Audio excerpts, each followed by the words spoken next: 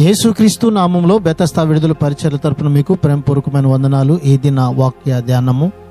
మేము జరిగిన సంగతియే చెప్పుచున్నాము, చూచిన దానికే సాక్ష్యం ఇచ్చుచూ ఉన్నాము. యోహాను రాసిన సువార్త 3వ అధ్యాయం 11వ వచనం. యేసు ప్రభు తాను ఉపదేశిస్తూ ఉన్నప్పుడు ఆయన కేవలం మత విషయాలపై ఏవేవో తనకున్న అభిప్రాయాలను తెలియజేయడం లేదు. యేసుక్రీస్తు తాను మాట్లాడుతున్నదేమిటో ఆయనకి స్పష్టంగా తెలుసు. ఆయన ఎల్లప్పుడూ దైవికమైన అధికారముతో కూడిన మాటలే మాట్లాడతాడు. మనం ఆ మాటలు వినకపోతే నష్టం మనదే.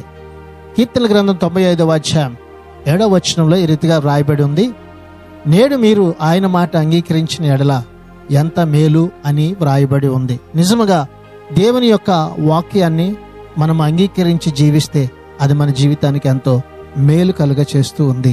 ప్రార్థన.